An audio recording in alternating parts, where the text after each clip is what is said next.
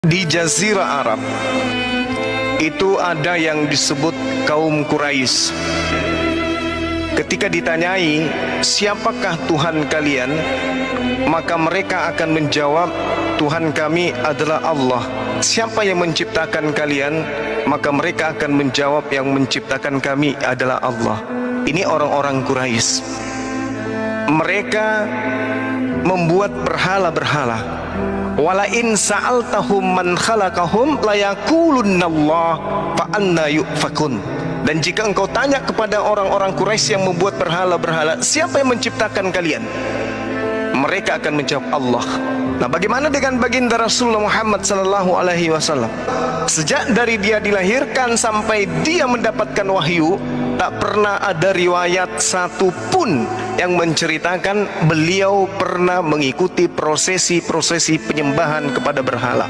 Beliau adalah keturunan dari Nabi Ismail, berada dalam millah atau ajaran Nabi Ibrahim alaihissalam sebagai bapak para nabi. Apa buktinya? Beliau lahir dan tinggal di tempat di mana dahulu bapak para nabi tersebut membangun Baitullah. Yang kedua, beliau menjadi pewaris kesucian, meluruskan ajaran yang dibawa oleh kakeknya, yaitu Nabi Ibrahim alaihissalam.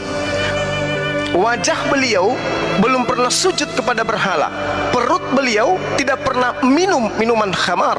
Lidahnya belum pernah digunakan untuk membicarakan orang, mencaci orang, atau apapun yang ada pada dirinya tidak pernah digunakan sebagai sesuatu yang tidak baik. Bahkan beliau di dalam berbisnis tidak pernah terjebak sistem riba.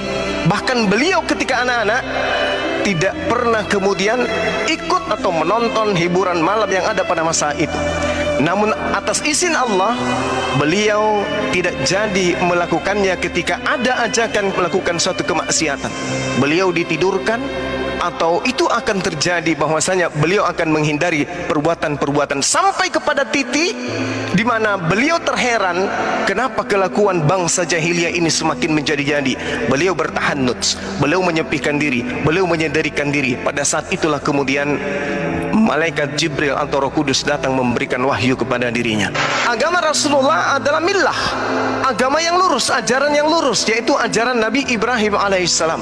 Beliau bersunat, tidak menduakan Allah, beliau menyembah pencipta langit dan bumi, kemudian tidak pernah mempersembahkan persembahan darah seperti yang dilakukan oleh paganisme terhadap berhala-berhala.